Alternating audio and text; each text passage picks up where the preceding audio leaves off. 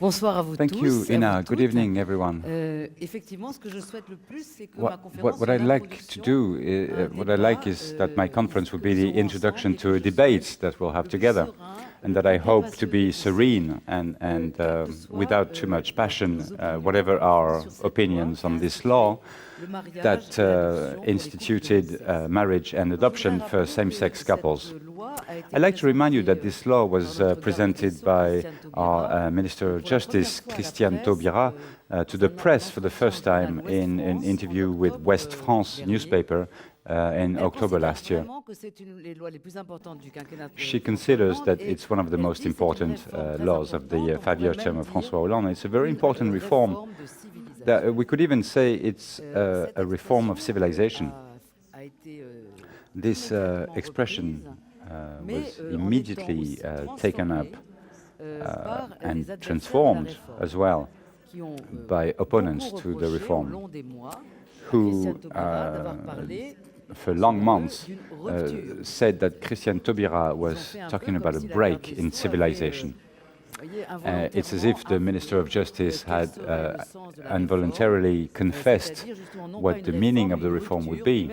That is not a reform, but a break, maybe even an anthropological break, which would take us away from the shores of the human world that we know, the world that always existed for centuries and centuries, and who would send us on the side of a world that is completely new, scary, a world in which there would be no father or mother or man or woman, and would be focused on individualism, and then we would be fascinated by technology in terms of reproduction, even towards what some call the post-human. So what she meant by a reform of civilization, and which was heard as a break in civilization, this is the heart of a misunderstanding that we can try to deconstruct or unfold, if you will, if we want to try and understand what created so much opposition to this law in France, to the great surprise of many observers. For example, we knew there were opinion polls in France towards about homosexuality, and we could see that it was more widely accepted. We knew at the beginning of the discussion 65% of French people who were in favor of same-sex marriage. So it was a surprise to see the scale of the opposition, which was very, very strong, and the surprise was strong for foreign observers who could compare the situation to what was going on in Great Britain, where same-sex marriage was went through without any passion, or to the situation of Catholic Spain, which obviously had known important demonstrations in 2005 when they adopted same-sex marriage, but who since then was living a very peaceful situation where no one, because there was a change of political majority in Spain, no one claimed that they should go back. So the Spanish people didn't seem to be thinking they lived in a post-human world. So there were a lot of questions about the size, the scale of the opposition against the law. An opposition that went very far in the way in which it presented the reform as a true disaster that would drive us towards the end of the Roman Empire, if you will. The word was used towards generalized incest, zoophilia. I mean, we've heard the most extraordinary things about this reform, to the point where, having taken part in several debates that were organized, for example, by town halls, city hall, like in the 4th arrondissement in Paris, where the mobilization was strong to organize debates, and I was invited there with Mrs. Christine Boutin, who represents the Catholic wing of the political world. And I saw hundreds of young homosexuals completely appalled to discover that in a society where they thought they had a place, when there was a question of where they could their sentimental relationship could become legal, they found themselves in a situation they never imagined. They would never seen so many homophobic aggressions, for years. So a situation that was really paradoxical. France never gave so many rights to homosexuals, and homosexuals had never suffered so many in the last decade than in the last few months. So there was something going on that we have to try and understand. And in my opinion, this opposition between the discourse of the Minister of Justice, who is talking about a reform of civilization, and who explained it in her introductory talk in the parliamentary debate. It was a very long talk that told of the whole history of marriage since the Napoleonic Code, so a historic discourse, and who situated this reform within a movement that had started a long time ago, and that we could locate the origin around the great legislative reforms of the 1970s, who had questioned the logics of the Napoleonic Code. And the opponents who thought that for centuries and centuries the human world had not been shaken on its basis, but this was going to be the case now. There was a true, complete misunderstanding, incomprehension. My idea is that the heart of this mutual incomprehension resides in the fact that the proponents of the law defended at the beginning, and maybe Christiane Taubira was the exception, but defended from the beginning the reform simply by talking about the theme of equality between sexualities. There are homosexuals, heterosexuals, couples on both sides. We have to fight for an equality of rights and refuse discriminations between these people or these couples. And for myself,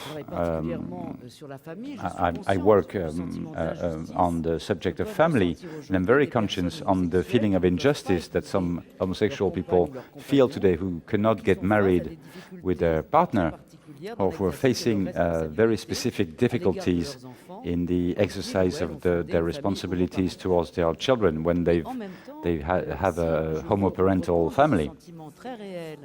But if I want to talk about this very real feeling of being treated unjustly, I cannot just use the anti-discriminatory rhetoric which was used in the beginning by politicians, and that's quite common in politics, because my role as a sociologist is to be able to understand why this feeling, which is so widespread today among homosexuals, did not exist only 20 or 30 years ago.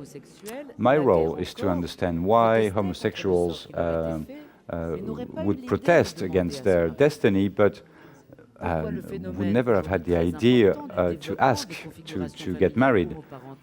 So the development of homoparental configurations has risen over the last 15 years in France, whereas before, people whose sexual orientation wanted to love people of the same sex had children very often, but had them within the framework of a traditional marriage with someone of the opposite sex, like Marcel Proust reminded us in the book À la recherche du temps perdu.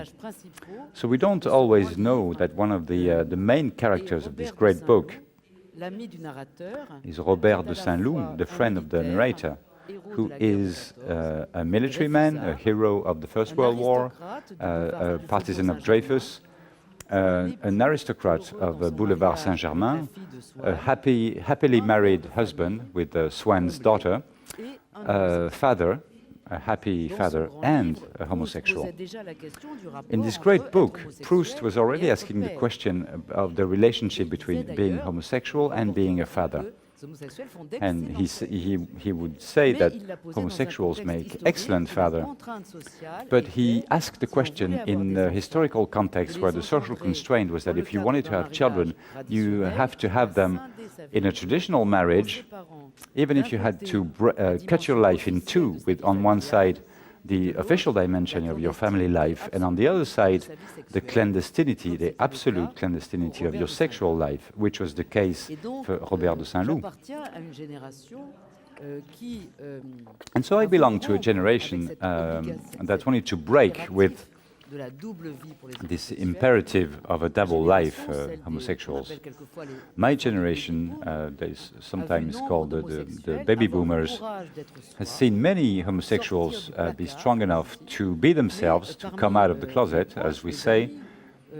And among my close friends, people of my age, a lot considered that there was a price to pay for this, for being able to be oneself, is that there wouldn't be any children, that one had to renounce to the joys of parenthood to be able to live one's life.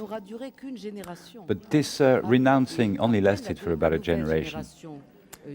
When the new generation reached adulthood, the desire to become a parent, the desire to transmit, the will to also exercise responsibilities of transmission appeared. And we are facing a phenomenon that, and we have to try to understand that there are questions about sexes, ages, generations, and it's a general upheaval that we have to consider. So the question is that this change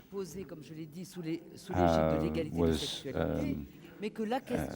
posed as a problem of equality, but the question that it poses that not only concerns sexualities, but another question, which is our common human condition, which is at the same time gendered and mortal.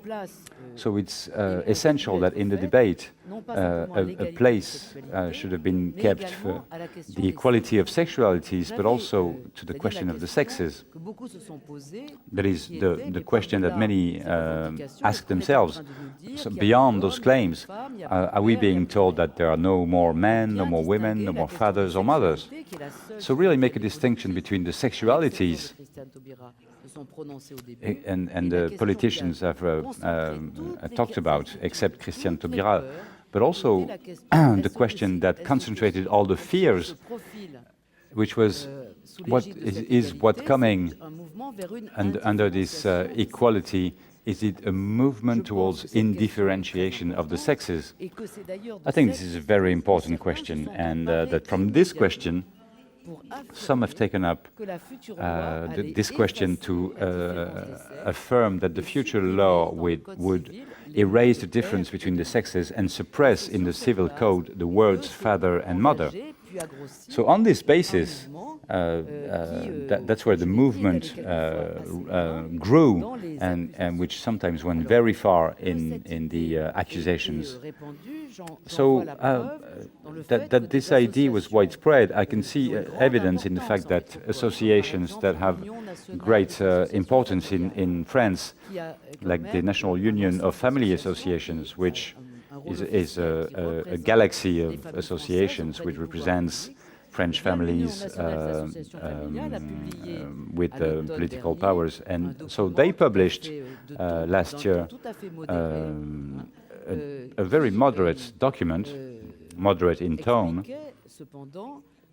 which explained the reasons why the UNAF, we'll call it that, the acronym, disagreed with the project because it said this project implied a neutralization of the difference between the sexes, and it even presented it as a suppression of the difference between the sexes in marriage and filiation. And so in this, the fact that this was erased, and I'm going back to my theme here, a real break for all with the universe of meaning and law which had been ours so far.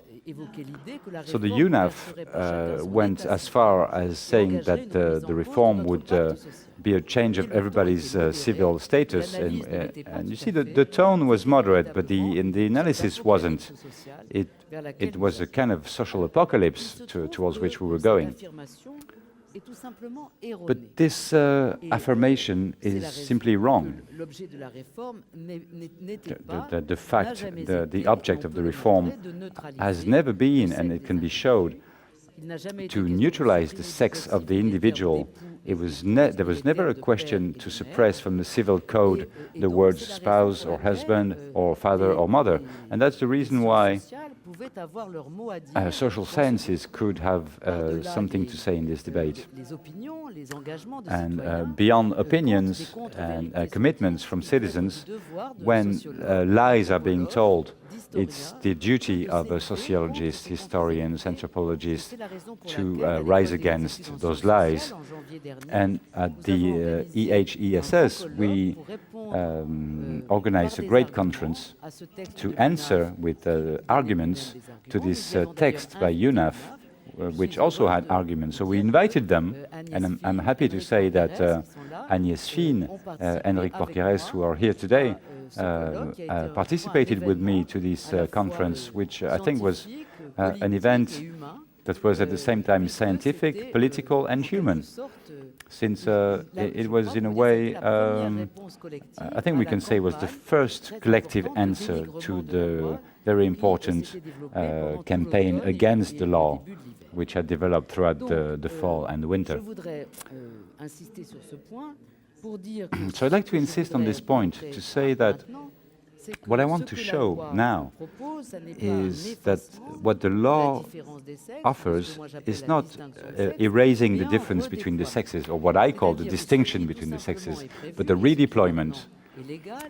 So what is planned and is now legal is that two types of social relations which, since as far as we remember, only concerned relations between the members of the opposite sex, marriage and filiation. These relations between members of the opposite sex would not be questioned. There will always be marriages between a man and a woman. There's always a huge majority of children who have a mother and a father. But our society could add, and I'm using a word that Christiane Taubira, the Minister of Justice, repeated several times, to add the possibility for same-sex couples and same-sex marriages could be added to the traditional marriage, and that same-sex parents could be added to the social landscape, to all the cases in which children have a father and a mother. So I don't want to underestimate the scope of this change, but, and this may be where there's a criticism addressed to the supporters of the reform, is that for a long time they didn't explain how it was possible, on one hand, that the claim for same-sex marriage or same-sex filiation could grow in our society when it was unthinkable 30 years before, but also why institutions of marriage and filiation could have changed so much to actually welcome this evolution and accommodate it. So that's the great debate between the reform of civilization and that of a break in civilization. And in both cases, we agree that a very important change is accomplished, is achieved by this law. But this change, in one case, is located in a long history, and we insist on the very deep historical roots. And on the other hand, we insist on the fact that it represents a break, a complete break with history. So, it's true, I am going to defend the idea that we can show the reasons why marriage, which was the union of a man and a woman, what explains in its history that it can be open to same-sex couples. So first of all, I think it's interesting to remember that we're only talking about civil wedding, the civil marriage, and in the French judicial tradition, contrary to what's happening in the Anglo-Saxon world, it may be easier because we have a very strong difference between civil marriage and religious marriage. We have two ceremonies. The ceremony which is common to everyone, civil marriage, and then everyone is free, according to their faith, to have a religious marriage. And the reform, obviously, has no influence on religious marriage. What it allows is for everyone to have a civil marriage. So this civil marriage, we heard a few times that it had no definition. And it's true that in the civil code, we do not find a definition of marriage. So some people took that up and said, nothing in law says that marriage has to be the union of a man and a woman. Daniel Borio has said that, after all, it could be only our prejudices that we make us consider marriage the union of a man and a woman, but it's not written in law. A deputy we're talking about at the moment, Noël Mamère, had actually celebrated a few years ago a marriage between two men, arguing that there's nothing in the law against that. So it's probably not a very good idea politically, because it leaves people with the feeling that maybe they're wrong when they think that so far marriage was the union of a man and a woman. So there's a real problem with the pedagogical problem. And having worked on the period of the French Revolution, I can remember that when the Legislative Assembly in 1792 discussed the instauration of a civil marriage, it was something very important in the religious history of the country, because civil marriage was instituted mainly following, why is there was there a need for civil marriage? That's following the situation, terrible situation, which was done to the Protestants after the Edict of Nantes, which forced them to renounce their Protestant faith. And so the Protestants continued to get married, but they would hide. They said they would get married in the desert, and their marriage was considered non-existent, and their children considered as bastards. And of course, this scandalous situation had moved many people. And even before the French Revolution, an edict of tolerance had been given so that marriage of Protestant people could be recognized. So, by demonstrating, Jean Carbonnier, who became a reformer of the civil code, by demonstrating, it was the hidden glory of the French Revolution. In memory, he says this, in memory of the piety for what his Protestant ancestors were subjected to. It's a little bit like the end of the War of Religions. The civil marriage for all guarantees freedom of conscience, because there needs to be a common marriage for everyone so that religious freedom can flourish. So this civil marriage, we've discussed it, we've talked about having a definition for it. And so historians well know that in the Legislative Assembly we spent a whole day debating about a possible definition for marriage. So why couldn't we agree at that time? We didn't agree because when we were trying to give a definition of marriage, we had to express our opinion on a question which was at the time very controversial, which was, is marriage soluble? Can it be annulled? So it was a disagreement between the Catholics and the Protestants, and the deputies would go always a little too far. At one stage, a deputy tried to give the most minimalist definition, they would say the least, and he said, marriage is the union, a pact that unites in common life two people of different sexes. the assembly burst out laughing. If we have to say that marriage is the union of two persons of opposite sex, if we have to say something that obvious, we're going to be ridiculed. We might as well consider that everybody knows what marriage is. And this is how the Legislative Assembly crossed out the article of the definition of marriage, and that's why we don't have one. I think it's interesting to remember that at the time, the disagreement was about the possibility to annul a marriage, but we would burst out laughing at the idea of having to be precise and say that it was the union of people of the opposite sex. So we have to explain how we can go with something that obvious to such a protestation. So I think things weren't explained very well, and it's a shame because we can explain it. And I'd like to do it here in a couple of words by reminding you of a formula that I had quoted about 15 years ago when the debate started about marriage, about same-sex marriage.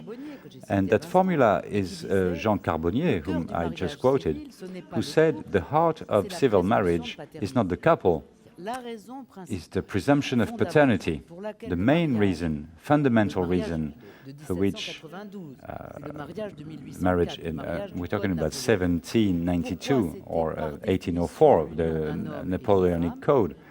Why was it by definition the union of a man and a woman? Because the function of marriage was not to institute a couple, but to give a father to the children brought into the world by women. So the function of marriage was to make fathers through a very important disposition, the presumption of paternity. A little bit of Latin. The father is the one designated by the wedding. So this central function of marriage, to give a father to children, is the institution of paternity. And we would put that into contrast with another disposition which is a lot less known, but lasted until 1912. It means that when a woman was pregnant without being married, and that she wanted to turn to the man responsible for her pregnancy, to make him responsible, to ask for financial support, she would face the interdiction of searching paternity.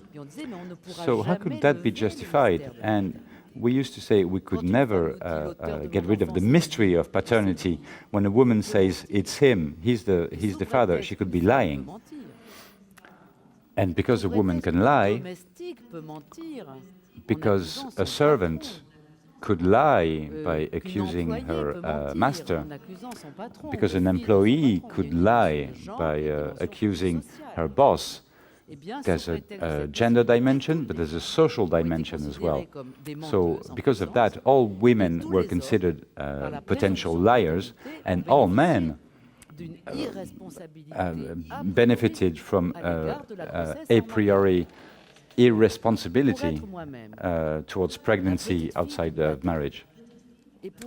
So I am the granddaughter of a bastard, and to pay tribute to my grandmother, who and my grandmother was a servant who had been who was pregnant from her boss, and she faced the whole village, and my grandmother, who was subjected to this shame. I think I owe her to remind everyone what the opposition was between birth within marriage and birth outside of marriage of children. It was day and night for women and for children. Marriage was honor for mothers, and the birth outside marriage was for, they were called filles-mères, to be sent on the side of lost girls, of prostitutes. And for children, it was socially, you became a pariah. So this change in the nature of marriage is that first we have to understand how this unique institution of paternity, the only foundation of the family, evolved over time. The first moment of change was very important for the whole colonial empire. It was 1912, the end of this interdiction of searching for the father. The first responsibility for fathers towards the children that they could have here and there.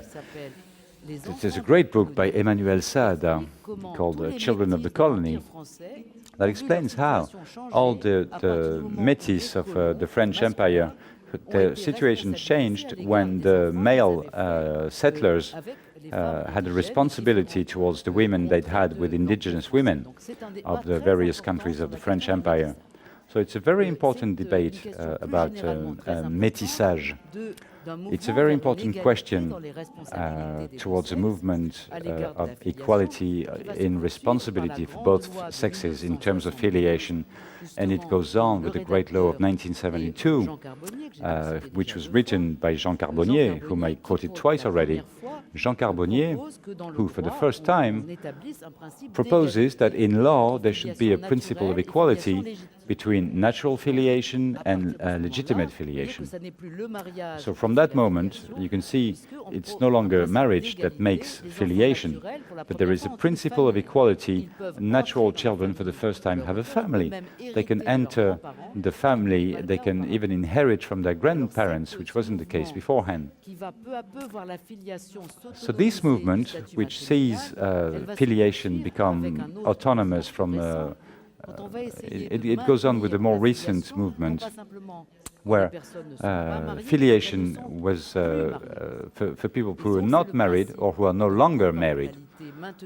So that is the principle of co-parenthood, which is maintained in case of separation, that says you can divorce from your husband or wife, but not from your children. So through successive laws, 1978, 2002, French law affirmed the principle of filiation, which was maintained and which progressively became the only ideally unconditional link, the link of filiation. So in 2005, not that long ago, you have to know that we suppressed from the civil code in France the notions of legitimate and natural filiation.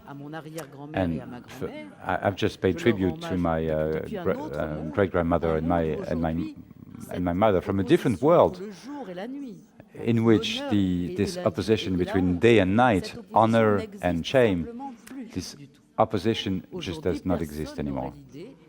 Today, no one would think of stigmatizing a child because his parents are not married.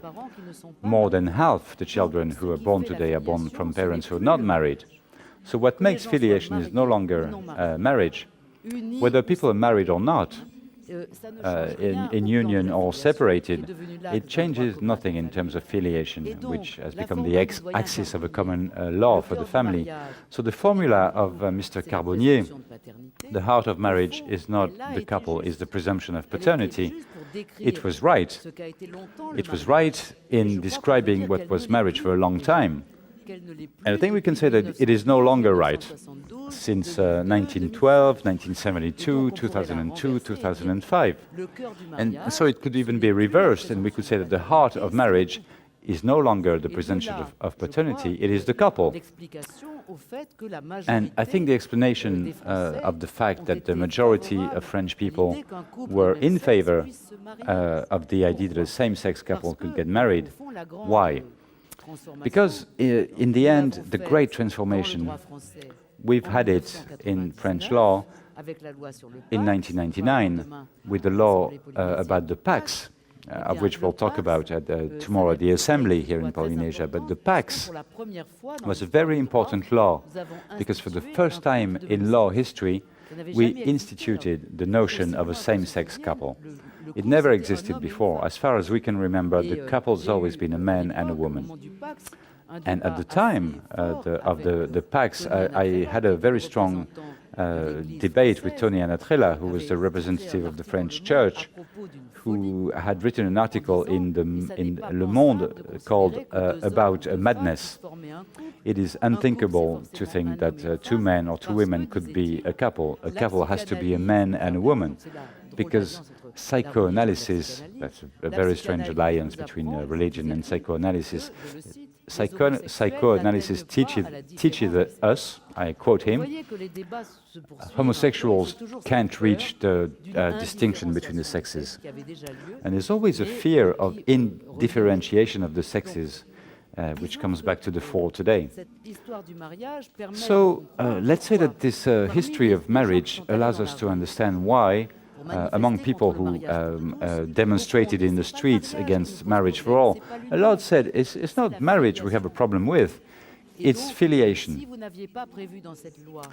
So, if there was no provision in this law for people to adopt children, maybe we would have voted for it.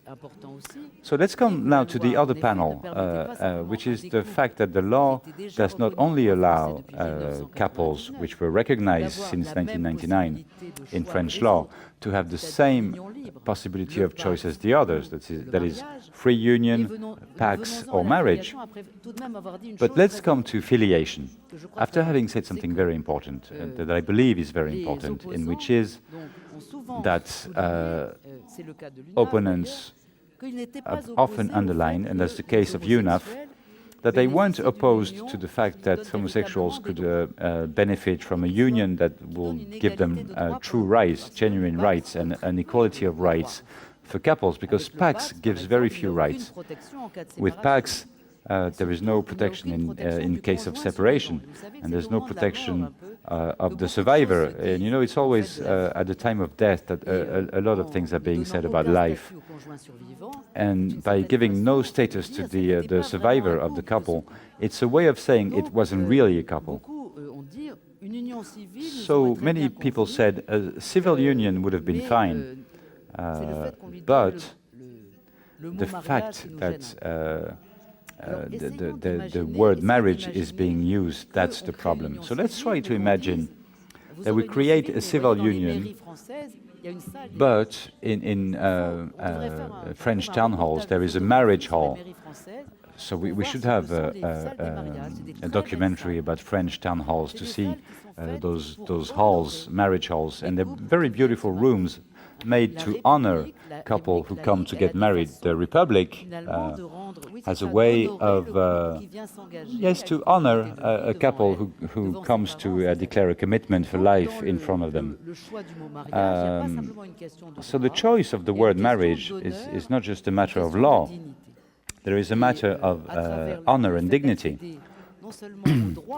And through the fact that you access to the rights of marriage, but also the word marriage and to the marriage hall, it's something that was said because the French Republic wants to truly integrate without any more differences or discrimination in honor, and fully recognize the love and the commitment and the community of life that two men or two women can contract.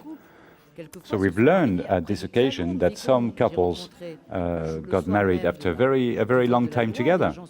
And on the very day the law was passed, people came to see me and said, we've been living together 27 years and now we're going to be able to get married. So it really is very important, this matter of honor, dignity, and not just rights. Quickly now about adoption. Adoption was probably what gave rise to the most intense debates. And there again, what was missing was a sense of the historical evolution of institutions. We are the heirs of a conception of filiation, which comes from a time when only marriage was the foundation of the truly recognized family, the legitimate family. So what is filiation at the time when marriage was the only foundation of family? This filiation rested on an ideal that we can express with this formula, which is that the child should have one father, one mother, not one more, not one less. That means that the ideal affiliation in marriage is that it should be the same person who is at the same time the woman who gave birth to the child, the woman who raises the child in her house, and the mother in terms of status in law. And it should be the same person who who is the father in terms of right and who also raises the child in his home. So janitor, parent and parent-in-law with the status had to be on one woman, one man. It was not always the case. Some fathers were not the real fathers of their children. That happened. So when it was the case, everybody acted as if all those components were there on one masculine head, one feminine head.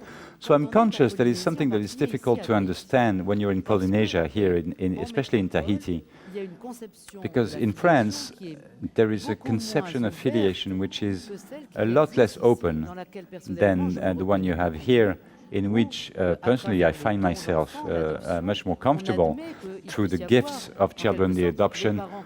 One admits that there could be the parents who gave birth to me and the parents who raised me, etc. So in France, metropolitan France, we don't have this open conception of filiation, which would admit a form of plural parenthood. And we talked about this today.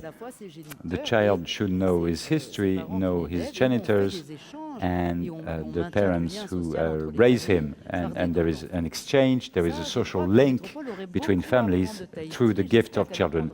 And I think metropolitan France would have a lot to learn from Tahiti on this point. Because the reason why in metropolitan France it is not well admitted, the adoption by same-sex couple, and the argument that was given, one has to be aware of that, is that if we accept this adoption, the child would believe that he was born of two men or two women. So I'm going to read you the argument given by UNAF to oppose adoption by same-sex couple. Opening the whole of adoption to same-sex couple poses the question of plenary adoption. When a child can only be born of a man and a woman, the access to plenary adoption would judicially question this reality, leaving space to believe that it's possible to be born of people of the same sex. This is why UNAF is mostly not in favor of adoption by same-sex couple. And you heard that right. If two same-sex people of the same sex can adopt a child, the child would believe that he was born of two women or two men.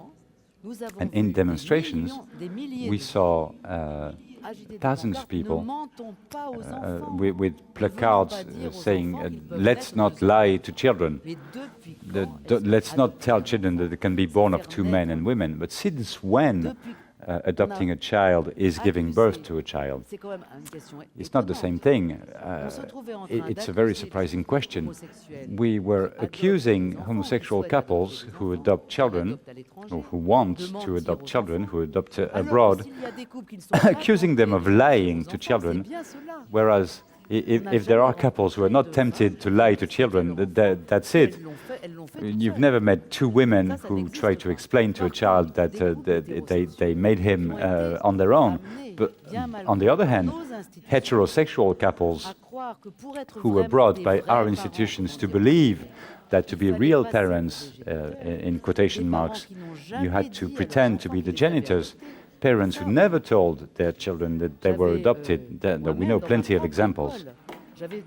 And in my own school, I had given a report to the government in 1998, which already asked the question, and who encouraged to finish with the fact that adoption is transformed into pseudo-procreation, and to recognize the right of children to access their own history, their origins.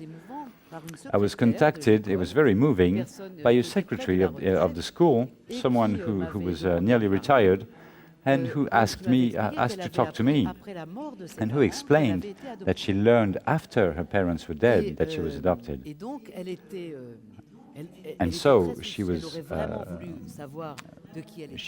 she would have liked to know who her real parents were.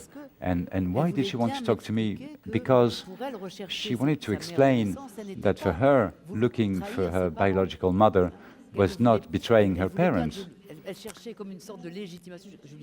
She was looking for a kind of legitimacy, and I told her, I understand very well that you should, ask yourself questions about why this woman who gave birth to you gave you away.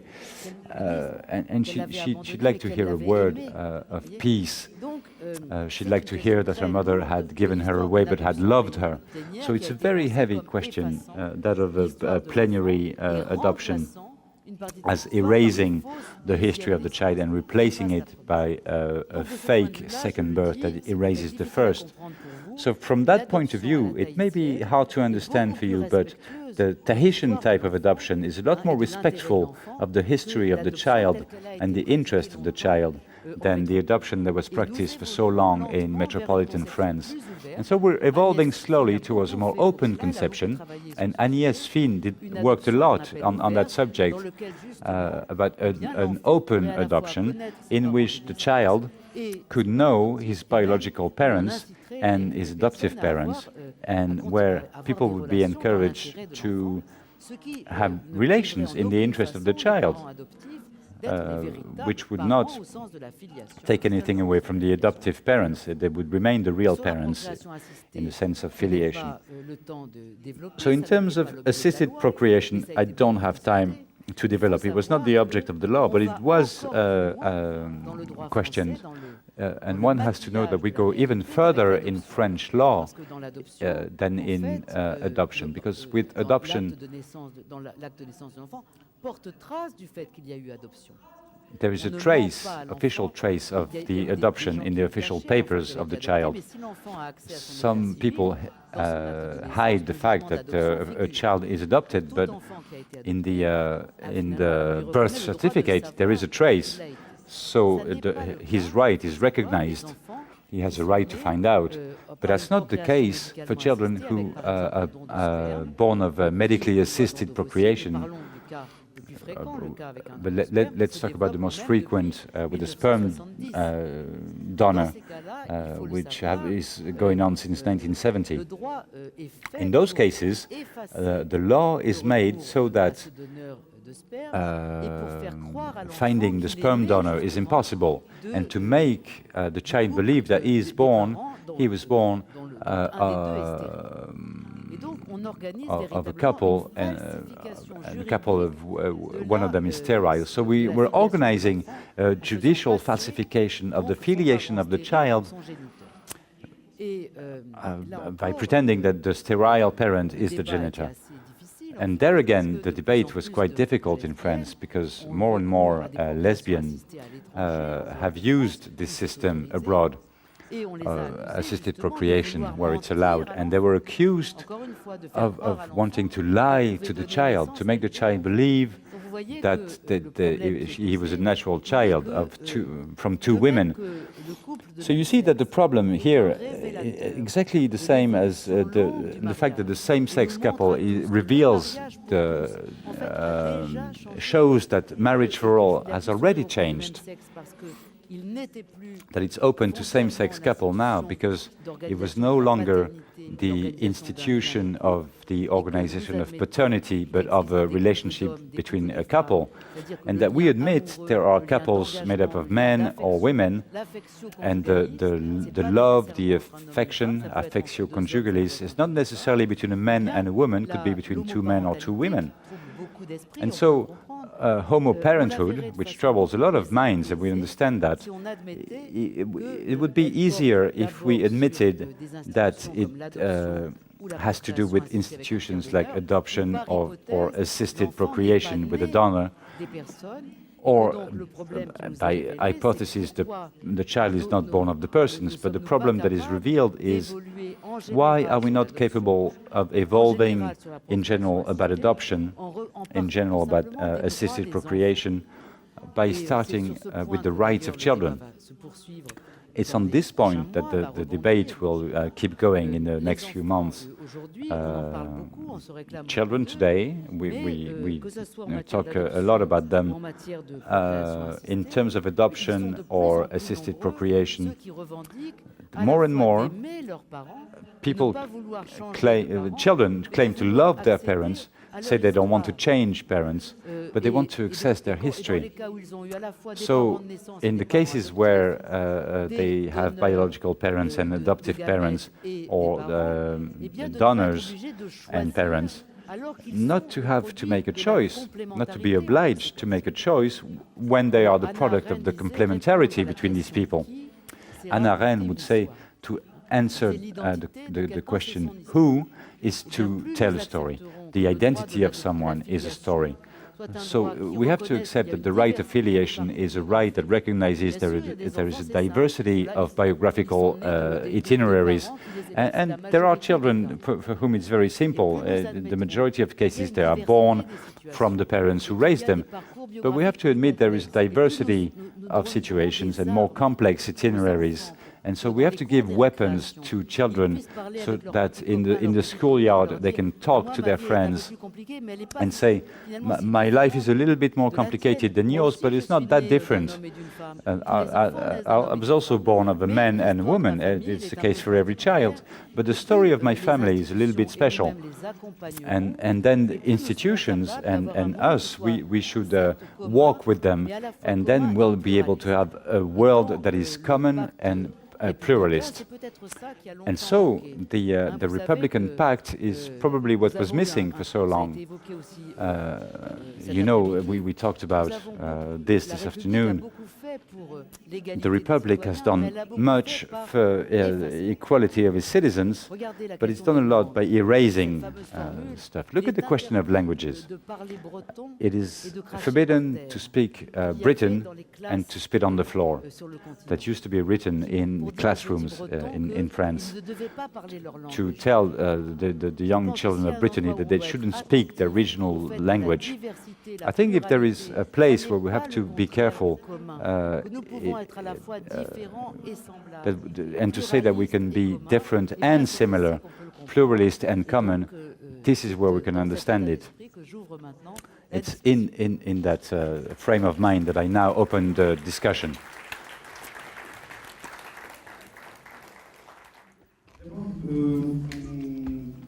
Not really a question. My first point, I had the opportunity about plenary adoption.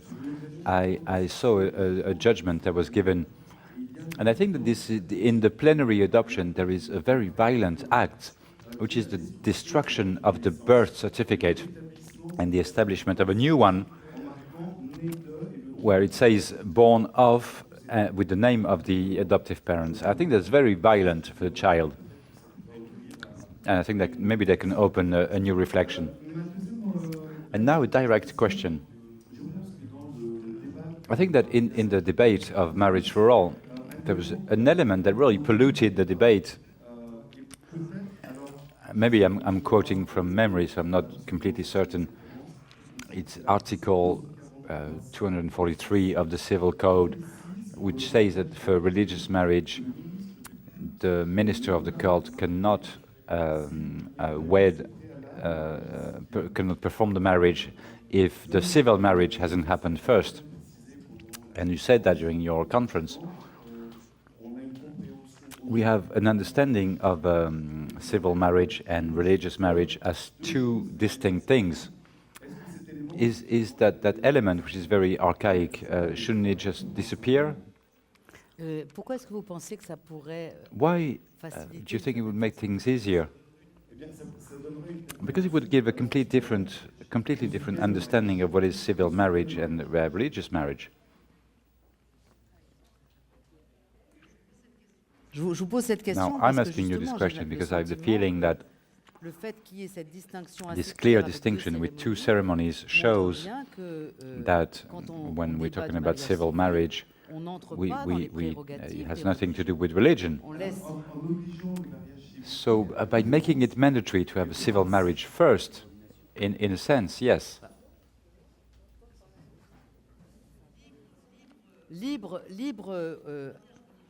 Le mariage religieux, par exemple, est un mariage indissoluble. Religious marriage is Aux catholiques de continuer d'avoir un mariage indissoluble. indissoluble. I don't think that's the word. La République, elle Cannot be assure à tous annulled. les citoyens, And the Republic indépendamment ensures for de leur every citizen, conviction, regardless of their la possibilité conviction, d'avoir un mariage the civil ability dissolu to dans la have communauté a de civil la marriage, which can be annulled. Le mariage, The le mariage, Muslim musulman, marriage peut être can comporter une have répudiation, an element of être repudiation. You can plusieurs have several épouses. spouses. Est-ce que le mariage civil, lui, garantit la And monogamy? civil marriage guarantees monogamy. So you see. But does civil marriage have to come first before religious marriage? Not necessarily. S'il n'y a pas ce Well, if it préalable, doesn't come vous first, vous donnez then des effets civils au you're mariage giving religieux. civil effects to religious marriage. A couple can remain a free couple. Oui, mais c'est pas ça qui se No, passe. but that's not what Et cependant, happens. regardez dans les Look autres, at the aux United États-Unis, par States. exemple, eh bien, il n'y a This pas de cette distinction, distinction du mariage civil, du mariage religieux. Le mariage religieux a des effets religious civils. marriage has civil Par exemple, les effects. gens qui sont mariés People sont who pas get mariés married juste don't just get justement married on. d'un point de vue intérieur. They Ils ont have un a statut social social, status. ils ont les droits They have des the personnes rights of mariées. married people.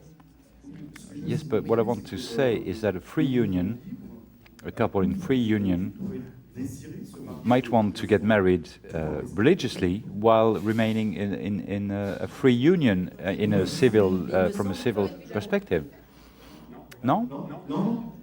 No, the law forbids it. Moi, il me semble que c'est plutôt justement un facteur I think it's assez apaisant an qu'il y ait cette appeasing distinction. factor, De façon à this ce qu'on distinction, puisse so that we can débattre debate justement des about deux both institutions institutions comme as obéissant obeying à des rules that are règles not qui the sont pas les same. mêmes.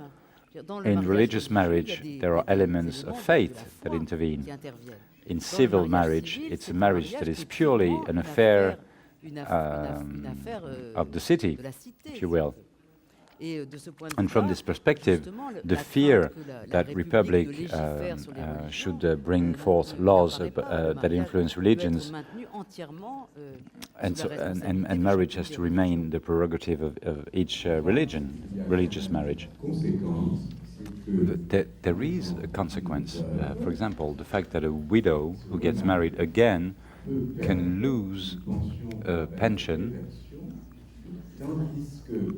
whereas if her religious marriage, and in conscience, she may want to get married religiously without the civil consequences. So that's a point that Oui, mais là, justifies franchement, là, the question. votre- Well, cet argument this se retourne argument contre is vous, going to turn parce itself que against il y a you beaucoup because de many femmes qui women vont live in union free libre union sans without se getting marier, married again pour to garder la keep pension de the réversion. pension from the Donc, dead soit husband. on a une discussion, So either we're talking about, I think, il me semble qu'il faudrait we need to have savoir a une discussion sur about what ce qu'est this cette pension de réversion, pension is, qui d'ailleurs which n'existe pas doesn't pour les exist, by Français, the way, il faut for people savoir. who have contracted a PAX. Cette pension de réversion, But this disons pension qu'elle est là, pour is venir en is aide there à to celui help des deux qui se the trouve one seul. who remains, Elle the survivor, and it disappears when you are engaged in a couple again. So the couple that we're talking about is the married couple. Vouloir en quelque sorte tourner. But what you're saying is that we could turn the law on reversion. It's a very strange use of religious marriage to allow to keep the pension from the first husband by having a religious marriage with a second husband. It's very strange. Not the best argument you could give in favor of a religious marriage.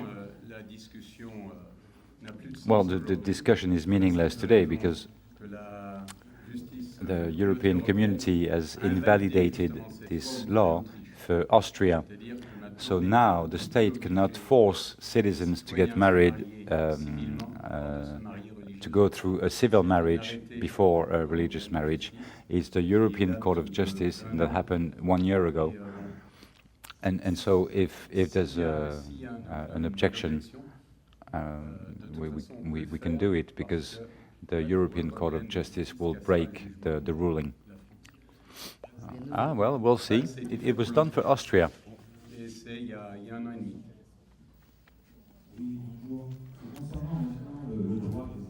About the rights of children in a divorce situation, up to now it was natural that the woman should keep the children because we were sure about the mother. That's what we say in the Caribbean.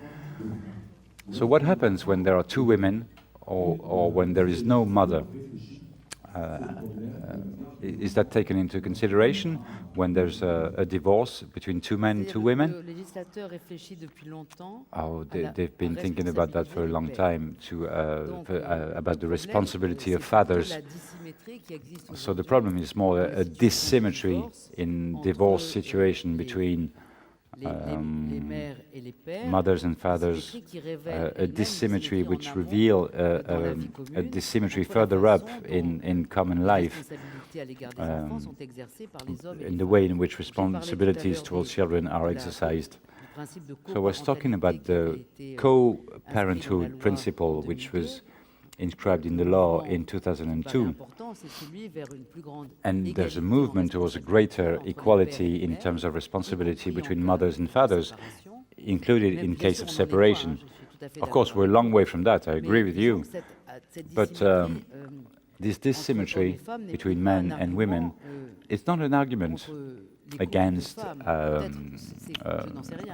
couples made of two women. I don't know.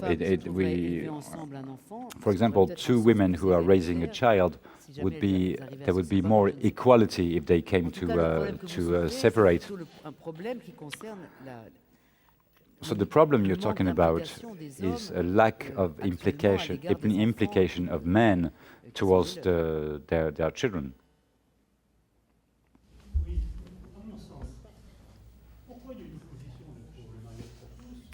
Why is there an opposition against marriage for all? Because we seem to be saying that implicitly there is no difference in moral values before an association of two people of the opposite sex and two people of the same sex.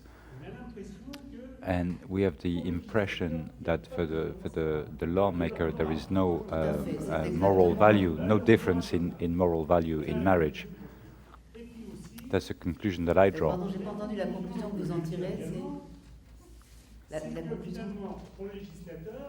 And for the lawmaker, there is no difference either for a child being raised by people of the same sex or people of the opposite sex. That means that implicitly there is no difference of value. Tout à fait. En valeur, vous avez bien compris. En valeur, l'objet de la loi est de dire. In terms of value, the object of the law is that we no longer want to make a distinction between a couple made up of two men and two women, or a man and a woman. We don't want any more hierarchy for these couples. So it is a moral affirmation, yes. And the term you used is very insulting, and I'm sorry I haven't translated it. I can't find the exact equivalent in English. But you said something very important. The origin of the institution of marriage is the presumption of paternity. So it has to do with filiation in society. So from the moment this raison d'être of marriage doesn't exist anymore, in that case, marriage has no raison d'être. So if marriage becomes a kind of a civil union contract, a bit of folklore between, I'm talking about folklore because there's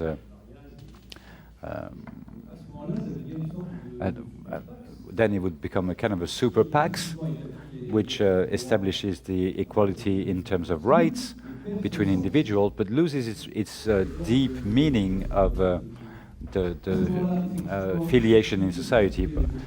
We can just then get rid of the word marriage and the marriage halls to institute a civil union contract,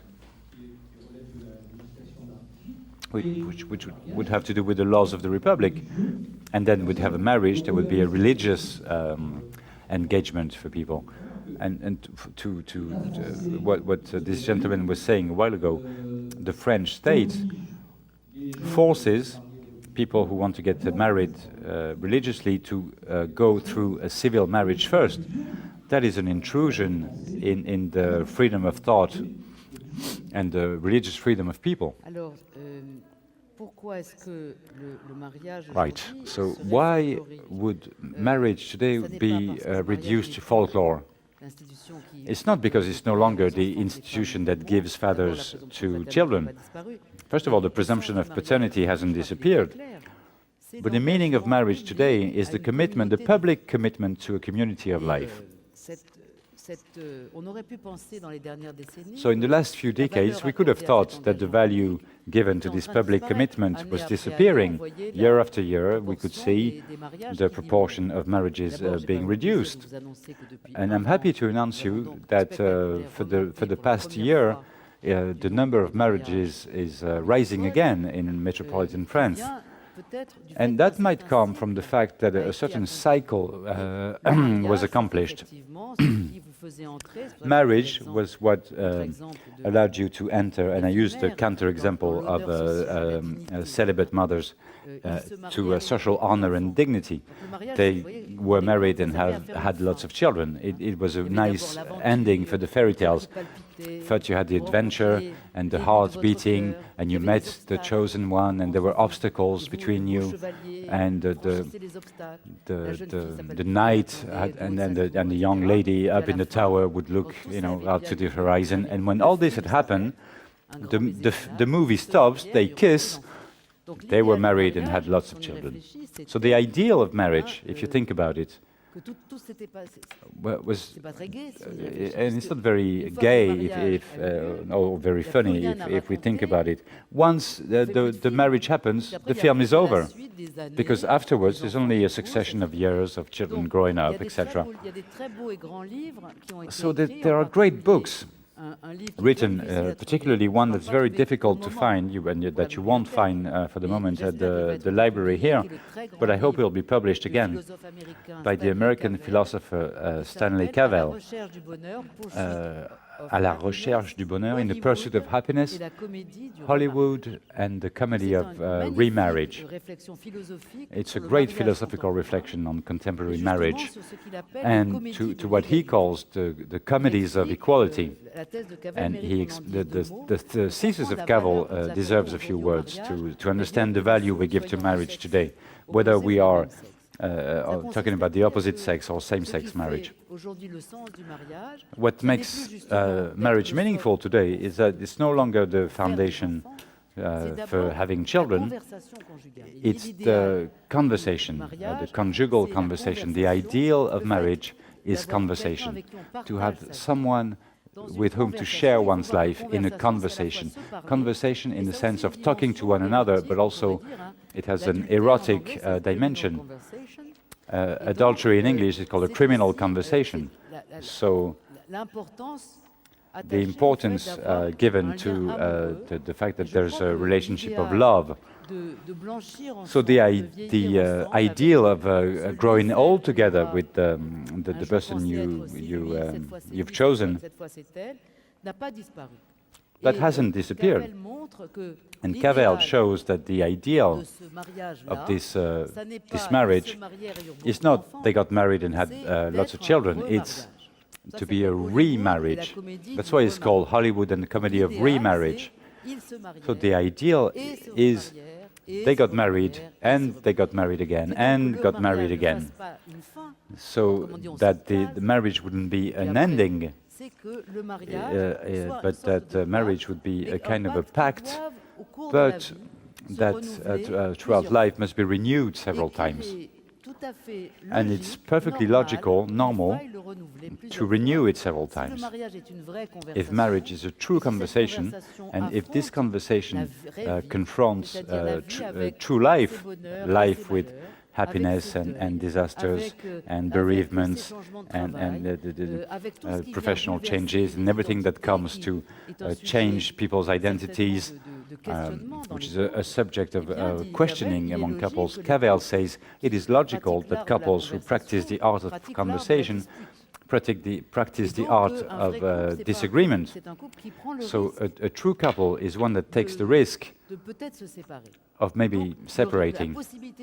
And the possibility of separation is what gives meaning to the particularity of this commitment of marriage. And so the couple will regularly renew its union. So marriage today, that's what it is. This is what it incarnates. There is an ideal of a community of life, but which wouldn't be guaranteed in advance. And it's quite the opposite today. We all know that today's marriage is without guarantees. It's very important to understand that. Whether you're homosexual or heterosexual, there's an ideal of meeting the person you're going to love for all your life, to not always be in seduction, to have someone who's going to be there when we're sick, when we're old, so the one on whom we're going to lean and who's going to become your best friend, who'll have humor. Because Romeo and Juliet, they're charming, but they have no sense of humor. Humor only is acquired with time. So all this exists, and so it's very important to understand that we've changed our ideals, and the risk has changed. The risk is not being obliged to stay together no matter what, because we can't be separated, because it would be a scandal, or before the woman doesn't have a job. No. The risk today is brutal. It's called, you can be abandoned overnight. Jean Echenoz, the French novelist, wrote a novel called I Am Leaving. It can happen to everyone. It's like being stabbed. I'm leaving. And you see that with this ideal of marriage as a conversation, of love, adventure, we've become very idealistic, and that's what marriage today is.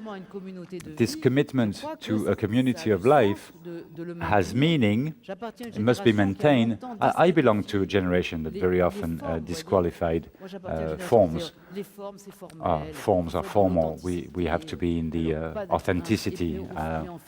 But in fact, forms in life is something that enunciates, symbolizes, and I think we learn again through ceremonies of funerals or marriages or birth, the value of these forms. So it's hard for me to understand your idea that it would be a super pax.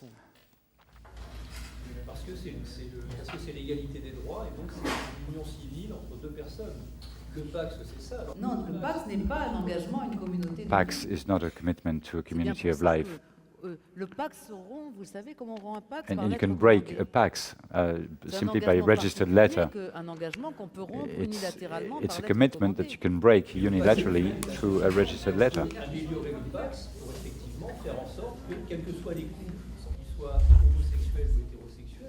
Oui, mais on peut aussi démocratiser les mariages. Vivre ensemble et se protéger l'un l'autre puissent le faire dans des conditions d'égalité de droit. Mais il y a pour ça une institution qui s'appelle le mariage. But there's an institution for that. It's called civil marriage. Le mariage, c'était autre chose. Le mariage, but marriage used to be something else. Mais je vous ai expliqué. Yes, but I've just explained, I think, at length, that it's no longer that. Well, if you don't like the law of 1972, you can wish to live in the 19th century with celibate mothers and the interdiction to look for one's father and the bastards. We could come back to that, but there is a very strong principle that's fought against this. The principle of equality between children.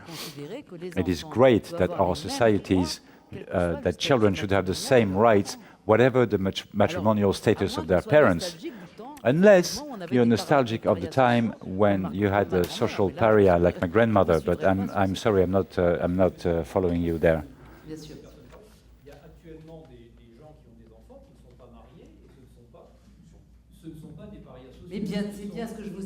But that's what I explained. They are no longer social outcasts.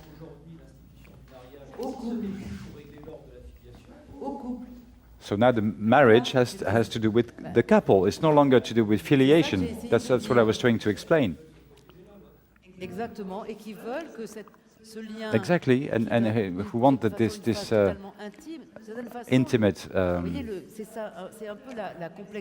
It's the complexity and the beauty of marriage. On one side, it is a commitment, an intimate commitment, and only people who get married know if their marriage is alive or is only the shadow of a marriage. That's why there's a divorce by mutual consentment. The fact that you give the value of a public commitment is a way of saying that the human condition is not a private matter only.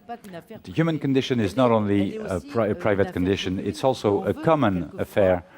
And sometimes you want to have your private life, your love life, your in the forms of the community, and to consider that you're actually saying something. I can't remember who asked that question about separation. What's going to happen to children now? Because the great fears, that's what was being said in the demonstrations. What would children become when they're raised by two men or two women in case of separation? What would happen to them? And I think the worry here has to do, and it's not a criticism, a misunderstanding of the people who live in as couple and who have children. When you know them, you live with them, see how they live, you realize that it's a life like everyone's life. And personally, I know some of them, a couple who separated, a couple of women, and since you were asking how the separation would be settled, it's never happy, you know, in all families when parents are separated, it's never a happy time for children. But what they did, and there are no rights involved. Only one of them is the real mother in the eyes of the law, and the other is nothing. But they agreed amongst themselves to to keep the child 1 week each. So the one who left the other agrees to this, so that children can still have relationships with the person they considered their second mother. And so they have agreed the financial terms without any judicial recognition. And that's the great fear of the one who is nothing in the eyes of the law. And they say, well, we agreed, but suppose one day my companion dies, in the eyes of the grandparents, I would be nothing, when there are actually very strong links between me and my ex-wife and my children. And so I can see here a great... it's not worse, it's not better, but it's exactly the same as what couples who try to preserve their children from a painful separation. Monsieur? Yes, it was me asking the question. That's not a problem.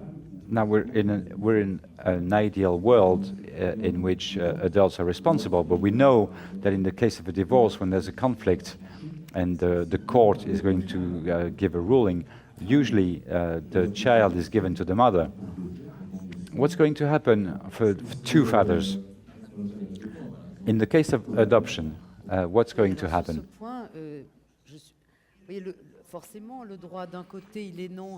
So the law says on one side that there are values, and when we try to put words on values, we seem to be in an ideal world. No, we're enunciating ideals, and individuals are what they are, and homosexuals are no better or worse than anybody else. We shouldn't think that same-sex couple will not be affected by separations or everybody else's problems. But among the reasons for worry, for same-sex filiation, there's the idea of imagining the child enfermé, locked un peu enfermé dans un vis-à-vis avec simplement des hommes ou simplement des femmes. with just women or just men.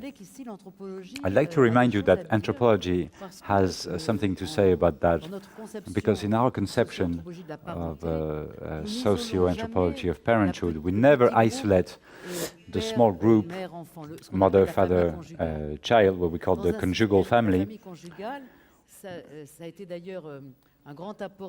which is something that Lévi-Strauss brought. It is never the starting point, it is never the atom of parenthood. For a conjugal family to exist, there had to be two families who gave a child each to form this family. So the great mistake of the naturalist philosophers who had imagined that in the state of nature there were natural families, father, mother and child, because in the state of nature in the woods a human female would meet a human male and they would start a family. Okay, but Lévi-Strauss says, where is the interdict of incest in there? If you think it's enough for a human male to meet a human female to start a family, the central dimension of the interdict of incest in the family would not be present. That means this small family and this relationship between parent and child has to be relocated in the transmission of generations. So I'm struck to see in the debates of last year when we talked about homoparentality or homoparenthood, we pretended that the family concerned two generations, but Agnès is right. One only has to know those families. There's not that many of them in France, the homoparental families. When a child is raised by two fathers, he also has two grandmothers.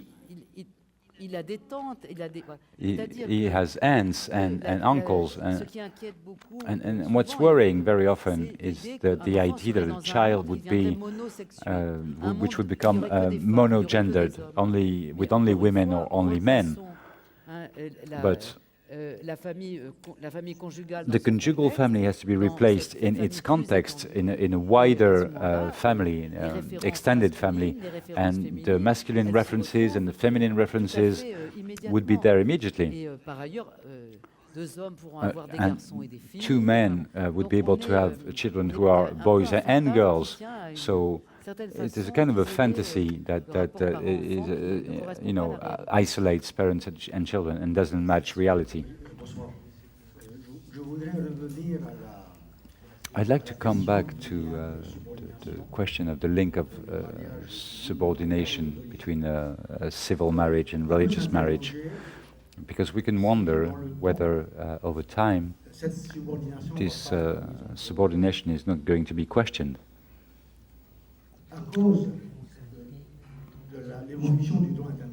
Because of the evolution of international law. The European Court of Human Rights upholds the principle of freedom of conscience and the freedom to believe or not to believe, of religious freedom. But the French laicity upholds the principle of freedom of conscience as well.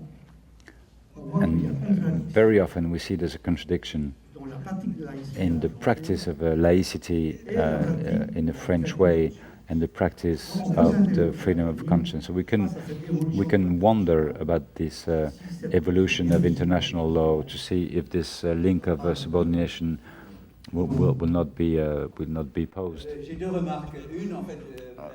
Two points. One you've talked about already, the fact that the children who come from homosexual couples, that they've been around for a long time, and very important research has been made by sociologists and anthropologists that demonstrate that these children grow up without any less or more psychological problems as more children of more traditional families. And the fact is that children look for models of gender, how to be a man, how to be a woman, and many people like aunts, uncles, grandparents have their influence. And more importantly, the school teachers, your best friends' parents, or there's a whole range beyond the family and the generations that you described. My second point now, at the beginning of your presentation, you talked about Catholic Spain in 2005, Great Britain. I live in the first country that legalized same-sex couple, and it's not called marriage for all. I live in the Netherlands for 15 years now, and it's incredible the way, and it's a lot more religious country than is believed. There's plenty of religious people. There's a polarization, urban polarization, great city, big city, small city, but it's a country in which gay and lesbian marriage is completely normalized. In town halls, in terms of bureaucracy, in shops, in banks. They talk about my husband without shame or without batting an eyelid. And we're shocked a little bit. And very often it's bank employees whose grandparents were Moroccan or Turkish, you know. So what's very interesting is the way in which things that seem completely extraordinary at a given time, at a different time, and that is not too, that comes very quickly, they become completely normal and are part of life, of everyday life. Yes, you're absolutely right. Thank you for this intervention. I think it reveals a question maybe for democracy, for republican democracy in the French way. We are a democracy that always found it difficult to think about diversity and minorities.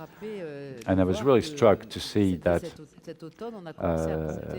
this fall we began to count same-sex marriages since the law was passed. And I was told, yes, there was 500, so there's not too many. And French people are actually discovering that the landscape is not going to be completely changed. And as you said, it's going to be changed because some words will be able to be pronounced, and you're going to exchange with your neighbor, with the person you know. What is incredible is the prophecies that we're going to enter something completely unknown, and we've heard them. And I think over a few months people realized that that's just not what's happening. But in the French political discourse, we don't have the resources that exist in other democracies to think diversity and to follow the thread of individual rights. We always see the individual as a threat against our Republican Pact. And from this perspective, particularly in the domain of the family, we are very often worried, and that's why I was mentioning the rights of children, because of questions like medically assisted procreation. In many Anglo-Saxon countries, they have moved forward by pulling on this thread. But what are the rights of children who are born of this situation? Whereas in France, we try to keep the model of the good family and to work on a law that would fit this model of the good family. And I think that as time goes by, we're going to realize in a few years we'll show the films again of the speeches that were given last year, and we'll be very surprised to see them again. As we are very surprised today when we read again, and some people have done that, have gone to look for the speeches that were given in the 1970s, when we established the conjoined parental authority. You find discourses, speeches that are exactly the same as what we heard last year, saying, oh, there'll be no head of the family, we're entering a world where children will rule, there'll be no order. You see? Very often there are the fears surprise us when we look at them from a greater distance. Good evening. I was very happy to hear what you had to share. You've met families.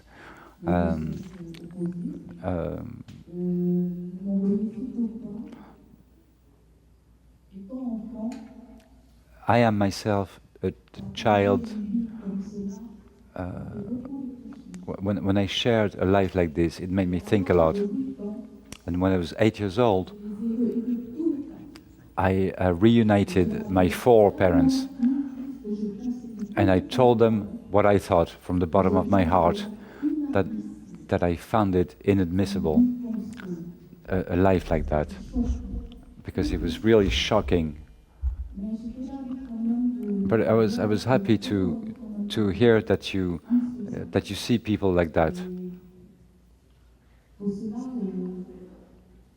And for this, I like to suggest that you keep going and share with other people. But that's what I wanted to say. For me, it was very shocking, and I found it inadmissible. And my opinion that I wanted to share right now, I think it's a very fruitful debate. Why, during the election, I voted for François Hollande, and now the debate is on marriage, is as if I was asking myself the question, I'm an accomplice of this. That's what I wanted to share.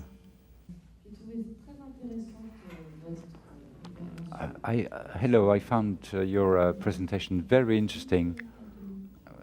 We're a Catholic family. We have children, boys and girls. And my question is very personal. As a Catholic, we're being asked to place God at the heart of our home. And now the state and the church cannot agree. From what I understand, the church is against marriage for all when the French law is in favor. So what do I tell my children? From this point of view, I think a religious authority should answer instead of me. And it's not exclusive to the Catholic Church. The various religions of the book. The Protestants were more divided in France, but they pronounced themselves against marriage for all. So believers had to face the division in their own heart between those who think as citizens and those who think as believers. So the only thing I can answer is what is in question is the civil marriage. The Catholic marriage remains what it has always been. And the French lawmaker didn't touch it. So I think it's important to be conscious of that.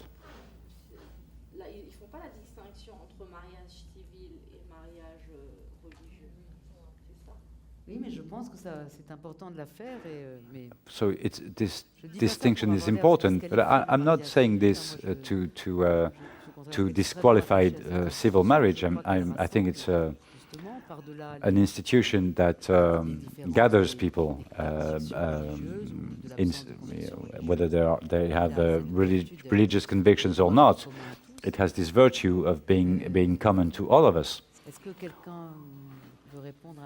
Does someone want to answer that question?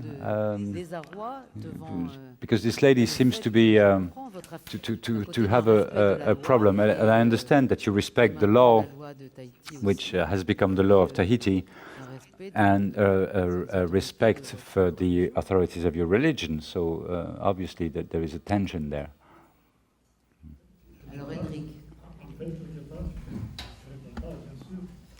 Well, I'm not going to answer, but my commentary was going this way.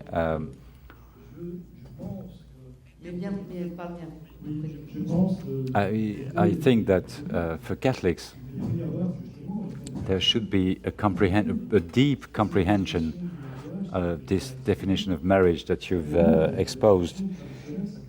It goes back to the original sacramental definition of marriage, which is a union of love.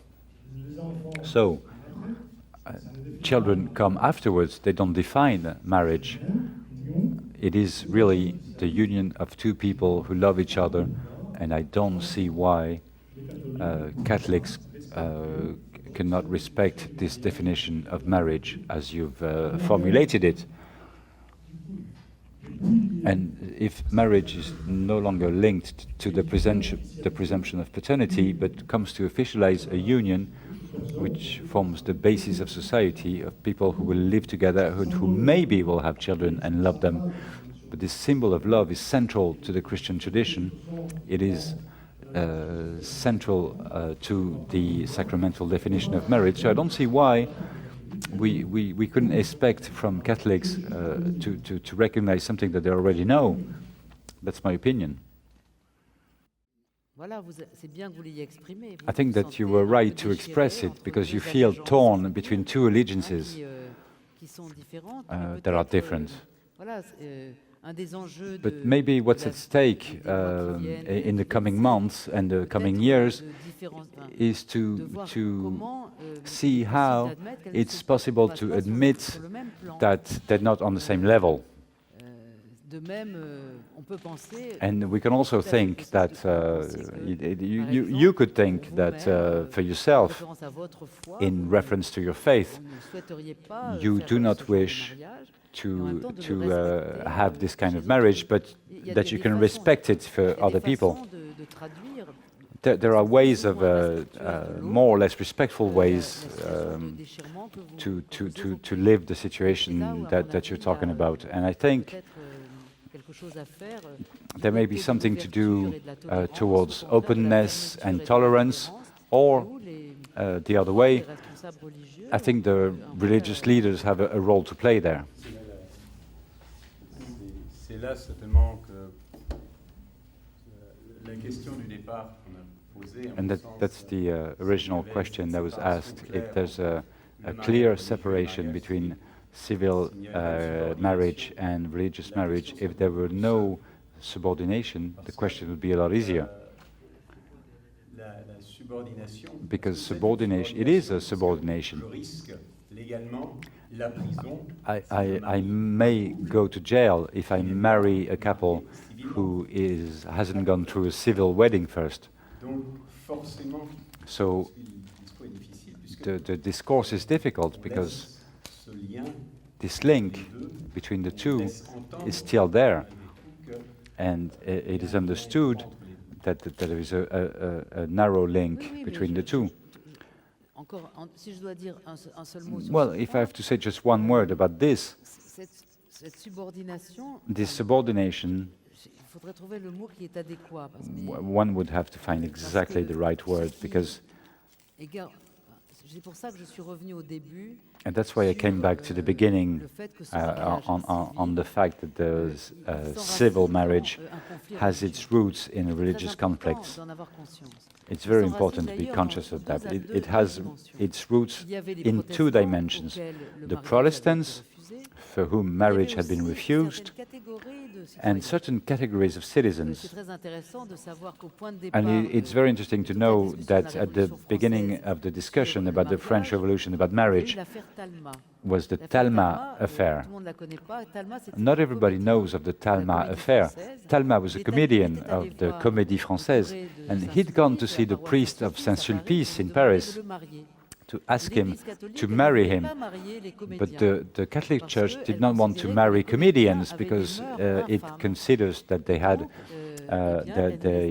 a terrible life, and they did not want to celebrate religious marriage for comedians. So Talma said, "You guarantee the equality of rights. Well, I'm asking a marriage for a comedian like me." So if civil marriage was not free, egalitarian, and could be dissolved with our common values of liberty and equality, maybe the subordination would be posing questions, but I believe that the relation between the two is the simple fact of guaranteeing a marriage that is common to all, and those who want to engage in undissolvable links, then they're free to do so. Or those who want to engage in a union where the equality of sexes is not respected, they can do it. But there is a marriage that is common to all. And we can ask you the same question. Why is there such a problem for you in this civil marriage, that you don't want anything to do with this marriage, except that you don't want to share marriage halls with homosexuals? What is the question? That is the question that each Christian in his values should ask himself in the intimacy of his conscience. Et qui reconnaîtrait une valeur de la civilité du concubinage, ne pourrait pas vivre pleinement au niveau civil le concubinage, et d'un point de vue religieux, se marier religieusement. Pourquoi ce lien? D'autant plus que l'histoire des deux, elle est liée à un fait historique. Pourquoi cette loi? C'est simplement parce que les gens n'allaient pas se marier à la mairie que la loi du mariage civil obligatoire avant le mariage civil religieux s'est mise en place. C'est purement cette relation-là. Sincèrement, ça serait trop long de... No, sincerely, it would take too long, but a marriage, by definition, has effects. And that's what the Protestants experimented when their marriage was purely in their conscience. Their religious marriage was purely their own, and only counted for them, meaning that it didn't count at all in society. This is the marriage in the desert for the Protestant. It was a marriage that had no social effect.